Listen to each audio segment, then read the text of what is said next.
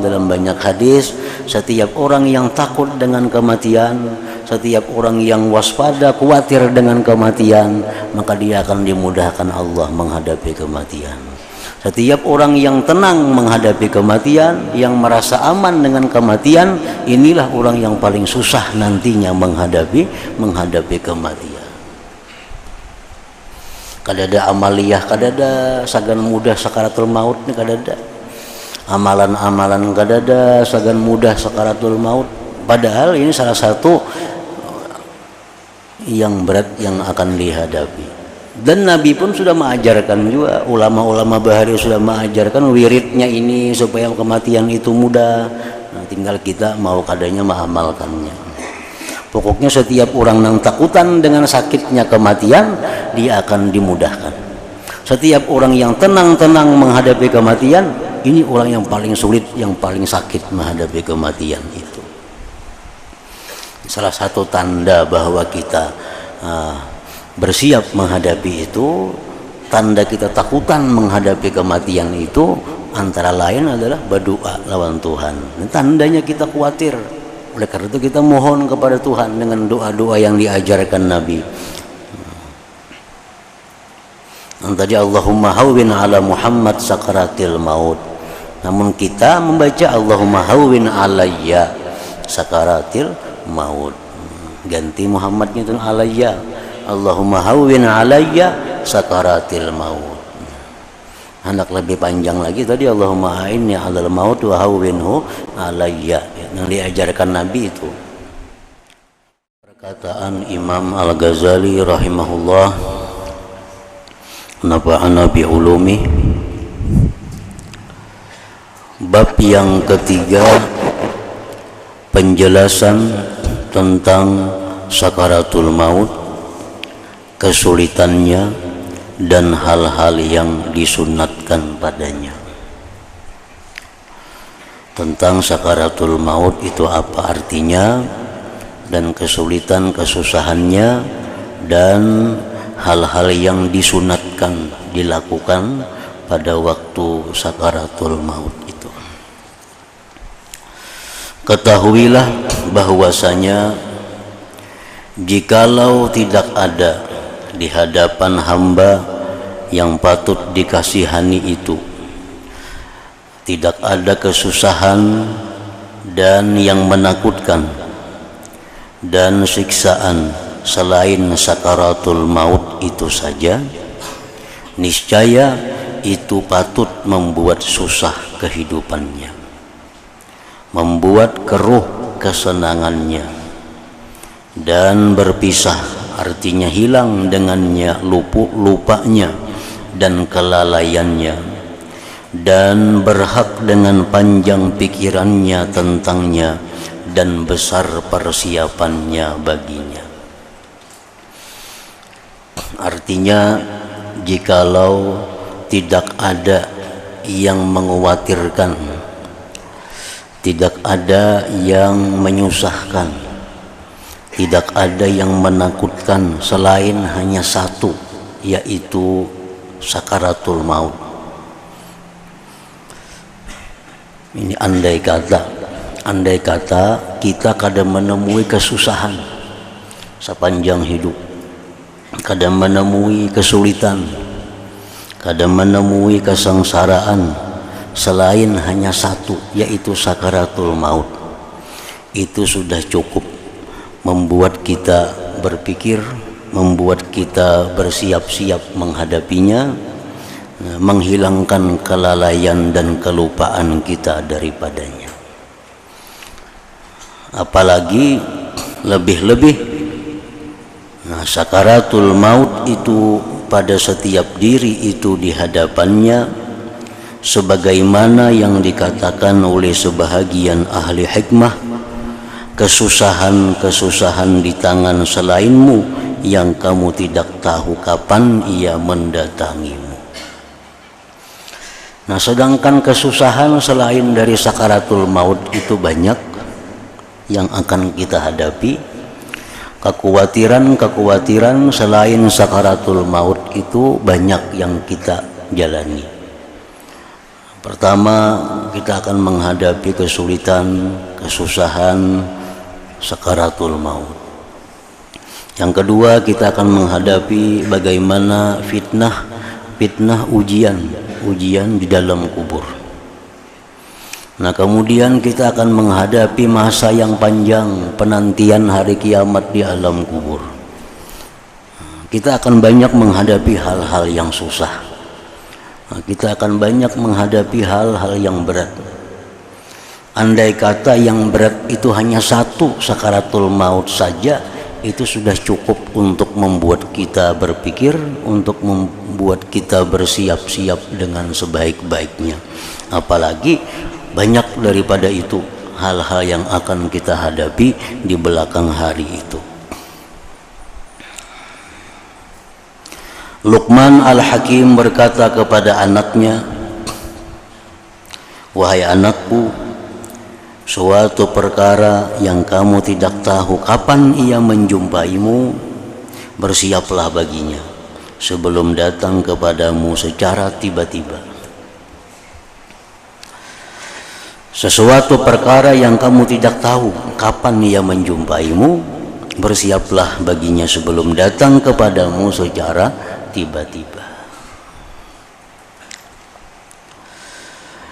Yang mengherankan adalah bahwa manusia, jikalau ia dalam kelezatan yang paling besar dan majelis permainan yang paling bagus, lalu ia menunggu bahwa tentara akan masuk kepadanya, lalu ia akan memukulnya 5 kali pukulan, niscaya menjadi keruh kelezatannya dan hancur kehidupannya.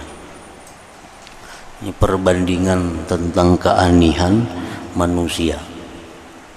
Umpamanya kita sedang di suatu tempat, di tempat itu kita macam-macam keramaian, di tempat itu macam-macam ada kelezatan.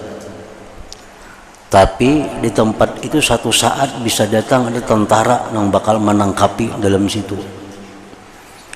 Satu saat bisa-bisa kena ada tentara yang datang bakal memukuli orang yang dalam kelezatan itu. Nah, pasti manusia yang dalam keadaan itu kada tenang hatinya.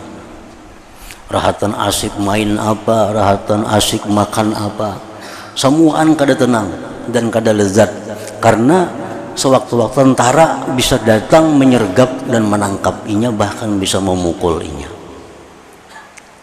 Nah, jadi orang yang hidup dikejar oleh tentara, seorang burunan itu kayak apa aja hidupnya kada akan nyaman. Orang itu burunan atau bertamun polisi, tangkap polisi. Nah, kemana aja begana orang ini kada mau nyaman. Walaupun ini makan secara ada, rumahnya bagus, semuaan lengkap, tapi burunan satu saat bila bertamu polisi, tangkap polisi. Nah, orang ini makan kada nyaman, minum kada nyaman, guring pun khawatir berusia rahatan guring datang polisi. Nah, itu manusia demikian.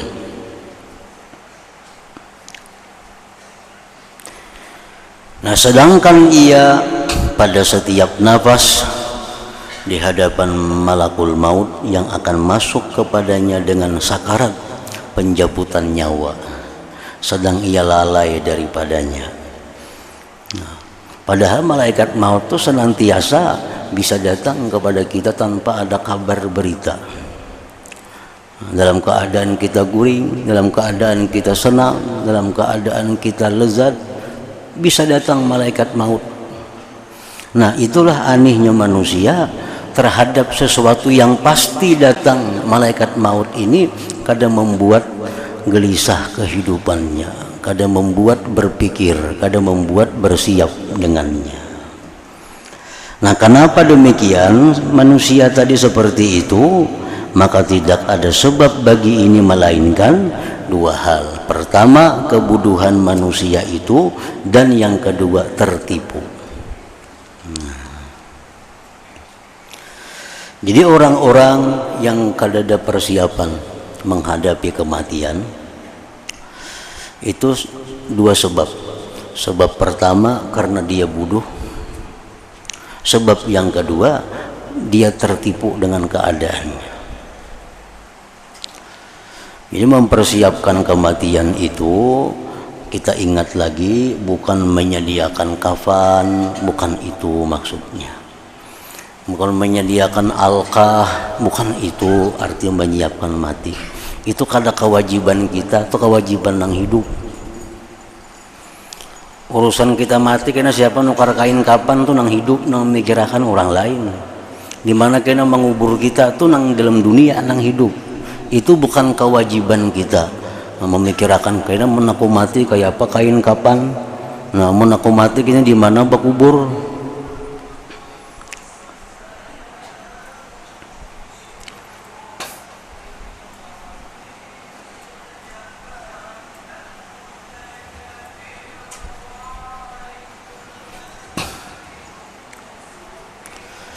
Maka tidak ada sebab bagi ini melainkan kebodohan dan tertipu. Nah, sebagian kita berpaham bahwa bila sudah ada persiapan kain kapan, bila sudah ada bersedia alqah, bila sudah ada bersedia peralatan kematian, nah dikira itu sudah cukup untuk persiapan kematian. Padahal bukan itu yang dikehendaki, bukan itu yang dimaksud. Yang dimaksud itu kita bersedia kematian itu seperti yang di keterangan telah lalu. Nah kita menyiapkan kematian dengan menghilangkan, menghapuskan segala dosa, memperbanyak amal, minta halal dari segala kezaliman yang dilakukan, mengembalikan harta benda yang didapat dengan jalan yang salah. Nah itu artinya mempersiapkan kematian, bukan maulah tabala berdahulu, bukan nukar alqah berdahulu, bukan itu maksudnya. Ketahuilah bahwa kerasnya kepedihan dalam sakaratul maut tidak dapat diketahui dengan sebenarnya kecuali oleh orang yang telah merasakannya. Ketahuilah bahwa kerasnya kepedihan dalam sakaratul maut, kayak apa sakitnya, kayak apa susahnya, tidak dapat diketahui dengan sebenarnya kecuali oleh orang yang telah merasakannya. Kadang-kala kita merasakan kayak apa sakitnya mati, kadang-kala karena kita belum mati.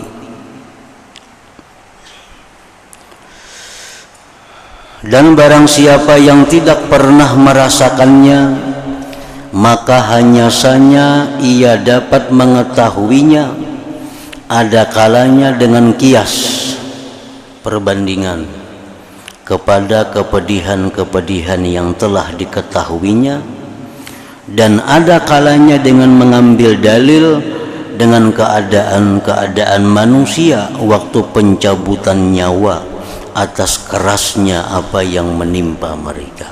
Itu aja kita bisa mengetahui. Kayak apa sakitnya orang yang dicabut roh, kita hanya kau membandingkan. Yang kedua, kita hanya bisa melihat kayak apa orang yang dalam proses waktu sakaratul maut.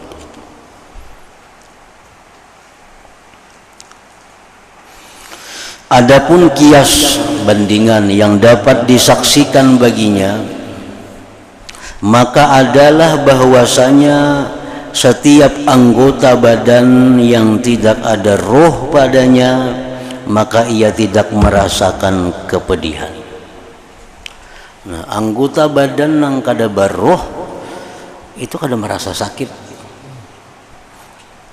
Orang yang sudah mati, orang dicabut rohnya, sudah hilang, maka orang ini digunting, ditusuk, kada sakit lagi ya, karena sudah kada ada lagi rohnya. Setiap anggota badan yang tidak ada roh padanya, maka ia tidak merasakan kepedihan, kada merasakan kesakitan. Kalau padanya ada roh, maka yang merasakan kepedihan adalah roh. Jadi yang merasa sakit itu sebenarnya adalah rohnya itu, bukan batisnya, bukan tangannya, bukan perutnya. Nah sakit kada, nah sakit itu sebenarnya rohnya. Buktinya kalau roh itu sudah kadada, di apa aja orang mati ada bergerak laginya. Nah berarti nah sakit itu adalah roh. Kenapa tangan kita dipotong dengan gunting sakit? Kenapa kita luka sakit? Karena masih ada roh. Jadi roh itulah yang sakit, itu roh. Maka yang merasakan kepedihan adalah roh. Maka dengan kadar yang menjalar sampai roh, ia merasa sakit. Nah, kemana sampai lukanya itu menjalar ke bagian roh, nah itulah sakit yang dirasakannya. Orang misalnya sakit tercucuk paku di batis. Nah, kemana sampai paku itu menjalar ke roh kita, sampai disitulah sakitnya. Misalnya tercucuk paku, tekanan roh, kemana sampai menjalarnya, sampai ke paha, nah paha pun sakit, sampai ke parut, parut pun sakit. Pokoknya sakit itu menjalar sampai di mana roh itu kena.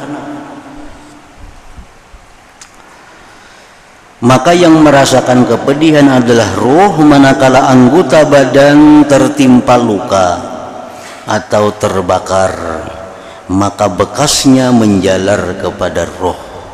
Maka dengan kadar yang menjalar sampai roh, ia merasa sakit. Dan yang merasakan sakit itu tercerai-berai atas daging, darah, dan bagian-bagian lainnya. Kita misalnya luka. Nah, luka itu sebelum sampai ke roh, karena kulit dulu, karena daging dulu, karena darah ulang, hanya sampai ke roh. Nah, disitulah timbul sakit. Disitu timbul sakit. Jadi sebelum sampai ke roh, lading itu melalui beberapa macam tembusan-tembusan dulu hanya sampai ke roh. Nah, begitu sampai roh, hanya sakit. Selama lading itu belum sampai ke roh, kada merasa sakit. Maka tidak menimpa roh kecuali sebagian kepedihan. Sebagian kepedihan. Jadi seapa kekuatan pisau paku itu masuk, itu sudah ditahan oleh kulit, sudah ditahan oleh daging, oleh darah, oleh urat, hanya sampai ke roh. Nah, sampai roh itulah sakitnya. Nah, kalau pada kepedihan itu ada yang langsung mengenai roh itu sendiri dan tidak mengenai lainnya, maka alangkah besarnya kepedihan itu dan alangkah kerasnya. Kalau ada sesuatu yang langsung mengenai roh, kada liwat kulit, daging, darah, urat, kada liwat itu langsung mengenai rohnya, maka itu akan bersangatan sakitnya. Karena langsung kepada sumbernya. Nah, jadi luka yang kita rasakan itu sebenarnya masih kurang sakitnya, karena sebelum menemui roh, luka itu kulit, daging, darah, urat, hanya sampai ke roh. Bagaimana kalau sesuatu langsung mengenai roh, kada melalui tadi? Nah, tentu sakitnya luar biasa.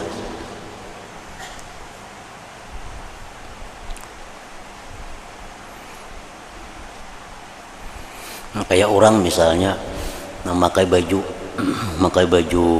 kaos, pakai baju biasa pulang, baju biasa, berjakit kulit pulang, jakit kulit, disuduk orang, nah seapa ada sampai ke awak pisaunya itu, seapa sampai ke awak, karena sudah tak liwati baju jakit, baju biasa, baju kaos, hanya sampai ke awak kita.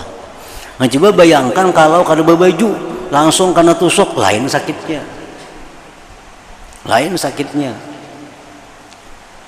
Misal pakunya 2 cm, ini paku 2 cm, Orang tuh baju 4 lapis, cucokakan ke awak orang itu berapa itu sampai ke awak dari paku 2 cm itu tertahan di macam-macamnya sudah. Nah, coba orang kada sering bajuan, cucokakan paku 2 cm lain sakitnya. Nah, sama roh itu ditusuk dengan paku melalui kulit, daging, darah, urat, hanya sampai ke roh. Sakitnya sudah kita kau bayangkan jam ini. Nah, bagaimana kalau sakitnya itu kadang melalui itu langsung menimpa rohnya? Tentu lain sakitnya, lebih sakit lagi. Nah, an-naza' pencabutan nyawa adalah ibarat dari yang menyakitkan yang bertempat dengan roh itu sendiri. Lalu ia menghabiskan seluruh bagiannya sehingga tidak tersisa dari bagian-bagian roh yang tersebar pada dasar badan, melainkan kepedihan bertempat padanya. Nah, itu pencabutan nyawa manusia, ini langsung roh yang merasakannya. Orang dicabut nyawa itu kan ada luka, ada orang berdarah dicabut nyawa, ada. Nah, karena yang dicabut ini langsung rohnya.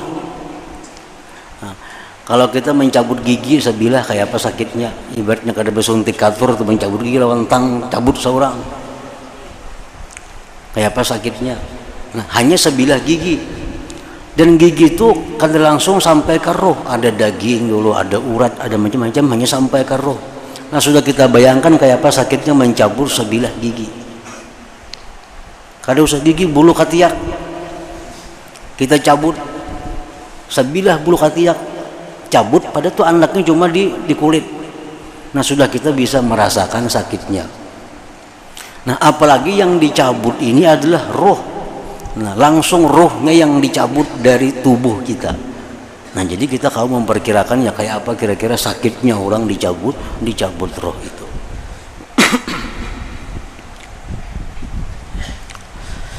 Jikalau ia terkena duri, maka kepedihan yang dirasakannya hanya berjalan pada bagian dari roh yang mengenai tempat yang tertimpa duri itu. Dan hanya saja bekas terbakar itu besar karena bagian-bagian api masuk pada seluruh bagian-bagian badan, lalu tidak tersisa satu bagian pun dari anggota badan yang terbakar, zahir dan batin, melainkan terkena oleh api.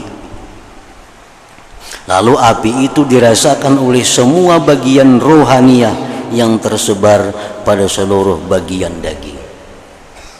Ibarat orang tuh dilukai seluruh tubuhnya, dilukai seluruh tubuh, itu sakit.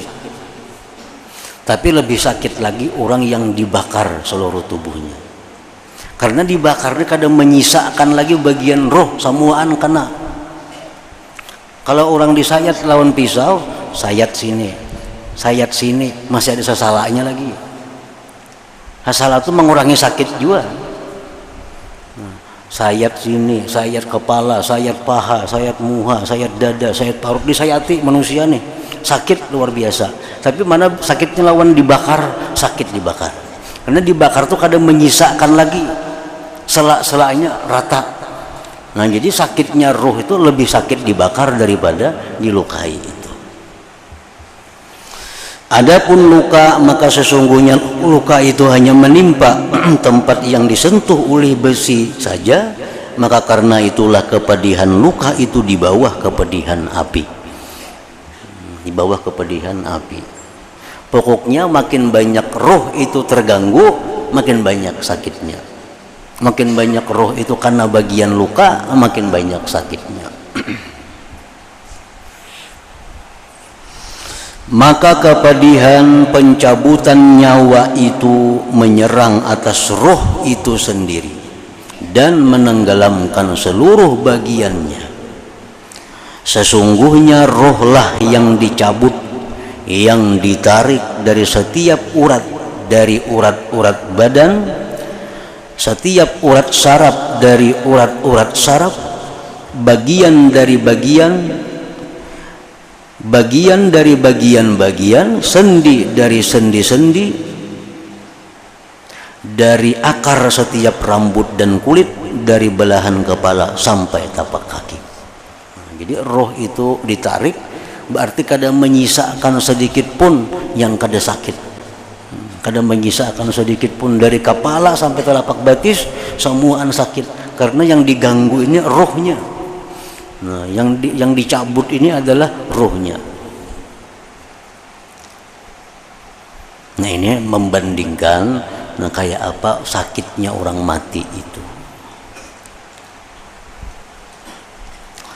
Maka janganlah kamu bertanya tentang kesusahan-kesusahannya dan kepedihannya, sehingga mereka berkata, sesungguhnya kematian itu lebih sakit daripada pukulan dengan pedang, gergajian dengan gergaji, dan guntingan dengan gunting.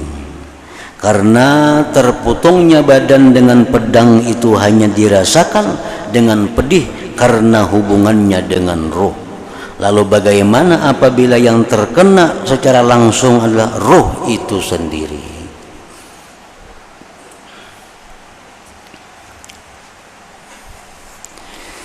Hanya saja orang yang dipukul itu meminta pertolongan dan berteriak, karena tersisanya kekuatan dalam hatinya dan lisannya. Orang yang dipukuli, ini kau bakujiak-kujiak, minta tolong, karenanya masih ada kekuatan, masih ada kemampuan untuk berteriak. Dan hanya saja terputus suara orang yang mati, dan teriakannya beserta keras kepedihannya, nah, karena kesusahan sungguh bersangatan padanya dan naik ke atas hatinya dan sampai ke setiap tempat daripadanya, maka merubuhkan setiap kekuatan dan melemahkan setiap anggota badan, maka tidak meninggalkan baginya kekuatan untuk meminta pertolongan. Artinya kalau orang mati itu kan apanya, kalau kuriak-kuriak maka sakit benar mati. Kalau ada orang mati kuriak-kuriak minta tolong nggak ada. Nah, karena pencabutan roh itu menghabiskan kekuatan. Bakujiak aja kada kau lagi, kada sanggup lagi bakujiak, daripada beratnya, daripada susahnya, sakitnya yang dihadapi oleh orang yang sakaratul maut itu. Hanya kalau orang tuh bakujiak minta tolong masih sigar aja lagi. Kalau sudah sakaratul maut, kada kau lagi minta tolong, kekuatan untuk bersuara itu sudah kada ada lagi, sudah habis. Adapun akal maka telah ditutupinya dan dikacaukannya, adapun lisan maka telah dibisukannya, dan adapun anggota badan maka telah dilemahkannya. Dan ia ingin jikalau mampu untuk beristirahat dengan rintihan, teriakan dan meminta pertolongan, tetapi ia tidak mampu berbuat demikian.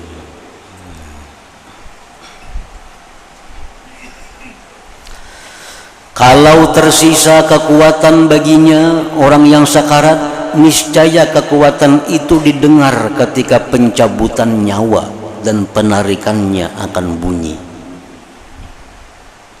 Dan sakarat dari kerungkungannya dan dadanya. Itu paling kawainya, paling kawa ada kekuatan. Kayak apa orang terakhir nah hendak mati itu, suara apa nah ada keluar daripadanya, itu paling habis kekuatan yang ada pada dirinya. Dan berubah warnanya dan berwarna debu, sehingga seolah-olah tampak daripadanya tanah yang menjadi asal kejadiannya. Dan sungguh ditarik daripadanya setiap urat badan dengan kekuatannya, maka kepedihan itu tersebar di dalam dan di luarnya, sehingga 2 biji mata naik ke pelupuk matanya yang tertinggi, kedua bibir mengerut, lisan mengerut ke asalnya, kedua buah kemaluannya naik ke tempat yang tertinggi, dan anak-anak jarinya menjadi hijau. Ini orang yang dalam sakaratul maut itu. Maka tidak lembut lagi setiap urat dari urat-uratnya dari badan dengan penarikan daripadanya. Dan jikalau yang ditarik itu satu urat, niscaya kepedihannya itu sudah besar. Sebuting urat aja ditarik di awak kita sudah luar biasa sakitnya. Maka bagaimana yang ditarik itu ruh itu sendiri yang merasa pedih. Tidak satu urat tetapi dari seluruh urat ditarik. Kemudian setiap anggota badan dari anggota-anggota badannya mati secara bertahap. Orang yang sakarat tuh kalau kita perhatikan matinya itu bertahap. Maka dinginlah pertama kedua tapak kakinya, kedua betisnya, lalu kedua pahanya. Dan bagi setiap anggota badan ada sakarat demi sakarat dan kesusahan demi kesusahan. Setiap menemui persendian tambah sakit. Orang dicabut roh itu mulai batis kena sampai ke buku lali itu sakit tuh. Karena menemui liukan-liukan itu. Kena sampai di landau, nah itu terapang sedikit. Sampai kena kalin tuhut, nah sakit pula. Di situ ada tikungan-tikungannya yang ditarik nih. Makanya orang sakarat tuh kadang-kadang ada tenang, ada pindah-pindah kalapahan. Itu sebenarnya ada proses penarikan nyawa dari tubuhnya.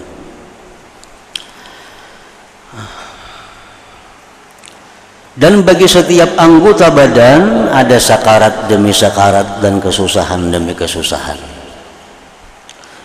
Sehingga sampai ke kerungkungan. Maka ketika itu terputuslah pandangannya dari dunia dan penghuninya. Jadi waktu kita roh itu masih dicabut di batis, di paha, itu masih kawatubat kepada Allah. Roh masih diparut, sudah andaknya masih kawatubat lagi. Ibarat minta ampun lawan Tuhan masih diterima Tuhan. Ibarat kita berzikir masih diterima zikirnya. Nah kalau sudah roh itu sampai ke tenggorokan, nah dan ditutup baginya pintu tobat. Andai kata dia berzikir la ilaha illallah pun kada diterima lagi la ilaha illallahnya kalau andai kata mampu. Dan kesedihan dan penyesalan meliputinya. Rasulullah sallallahu alaihi wasallam bersabda, "Tuqbalu taubatul 'abdi ma lam yughargir." Artinya diterima tobat hamba selama ruhnya belum sampai hulqum, belum sampai tenggorokan. Mujahid berkata tentang firman Allah Ta'ala, "Walaisatit taubatu lilladzina ya'maluna as-sayyi'at hatta idza hadara ahadahumul maut qala inni tubtul an." Artinya, dan tidaklah diterima tobat itu oleh Allah bagi orang-orang yang mengerjakan kejahatan, sehingga apabila datang ajal kepada seseorang di antara mereka, ia mengatakan sesungguhnya saya bertobat sekarang.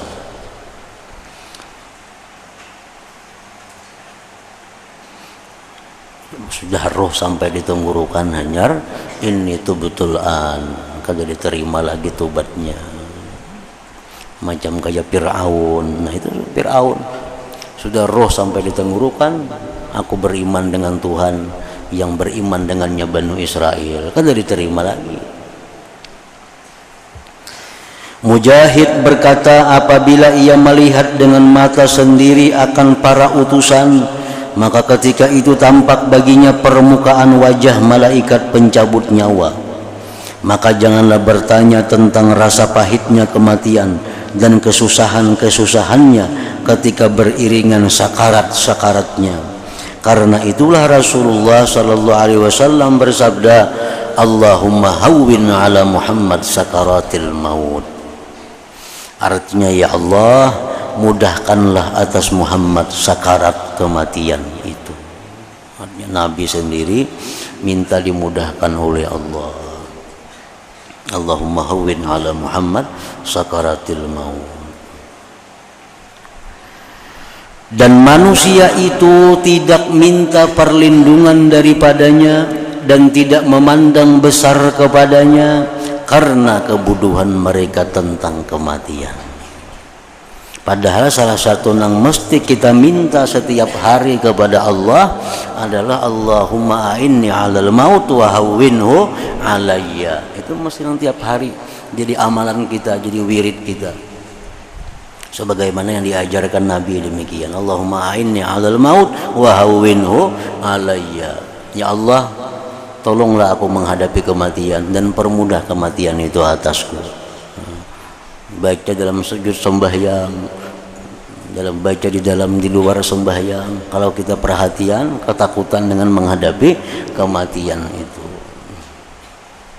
Dan sudah diceritakan oleh Rasulullah dalam banyak hadis, setiap orang yang takut dengan kematian, setiap orang yang waspada, khawatir dengan kematian, maka dia akan dimudahkan Allah menghadapi kematian.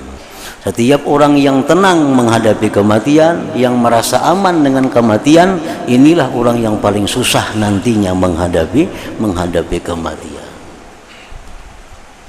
Kadada amaliyah, kadada sagan mudah sakaratul maut, kadada amalan-amalan, kadada sagan mudah sakaratul maut. Padahal ini salah satu yang berat yang akan dihadapi. Dan Nabi pun sudah mengajarkan juga, ulama-ulama bahari sudah mengajarkan wiridnya ini supaya kematian itu mudah. Nah, tinggal kita mau kadanya mengamalkannya. Pokoknya setiap orang yang takutan dengan sakitnya kematian, dia akan dimudahkan. Setiap orang yang tenang-tenang menghadapi kematian, ini orang yang paling sulit, yang paling sakit menghadapi kematian itu. Salah satu tanda bahwa kita bersiap menghadapi itu, tanda kita takutan menghadapi kematian itu, antara lain adalah berdoa lawan Tuhan. Tandanya kita khawatir. Oleh karena itu kita mohon kepada Tuhan dengan doa-doa yang diajarkan Nabi. Tadi Allahumma hawwin ala Muhammad sakaratil maut. Namun kita membaca Allahumma hawwin alayya sakaratil maut. Ganti Muhammadnya itu alayya. Allahumma hawwin alayya sakaratil maut. Hendak lebih panjang lagi tadi Allahumma a'inni 'alal maut wa hawwinhu alayya, yang diajarkan Nabi itu.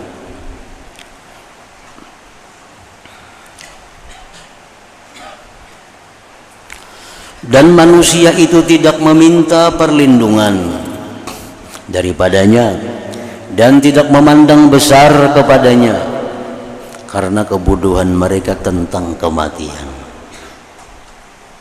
Orang kadang-kadang kita manusia kadang-kadang bersedia ada duit, nah, sedia duit sekian juta, sekian puluh juta, sagan apa? Sagan garing. Nah, sagan garing. Padahal garing belum tentu garing lagi. Garing belum tentu bisa mati bakajut, latan guring bisa. Nah, jadi duit yang 10 juta ini bertahun-tahun kita ingun sagan garing. Jakanya sagan mati bagus. Sagan mati kayak apa? Diwakapakan duitnya. Sagan mati ngarannya. Mun diingun di lemari sagan garing. Nah, ini termasuk bagian dari kebodohan kita. Kita bersedia lawan hal yang belum tentu ada. Tapi yang pasti ada, kita kadang menyiapkannya. Nyaka duit ini nah 10 juta ini kau sediakan untuk mati. Nah, kayak apa untuk mati? Untuk warakan ke tanah, wakapakan sagan masjid. Nah, itu sagan mati ngarannya. Namun sagan garing itu kada tentu garing.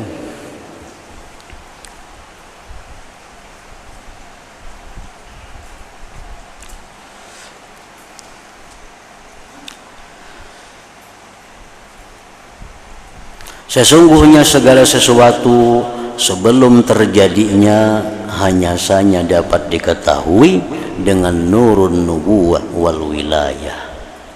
Sesuatu yang belum terjadi itu bisa diketahui dengan cahaya kenabian dan kewalian.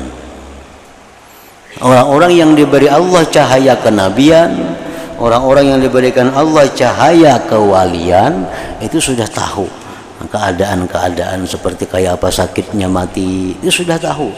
Oleh karena itu mereka takut dan mereka selalu berdoa kepada Allah agar dimudahkan. Oleh karena itu besarlah takut para nabi alaihim assalam dan para wali terhadap kematian. Sehingga Nabi Isa alaihi salam bersabda, wahai jamaah Hawari, berdoalah kepada Allah agar dia memudahkan bagiku sakarat ini. Nabi Isa pun, Nabi Isa seorang yang disebut dengan Ruhullah, Sidin pun takutan mati, takutan, sehingga Sidin minta doakan kepada anak buah Sidin, doakan agar aku mati dalam keadaan lapang.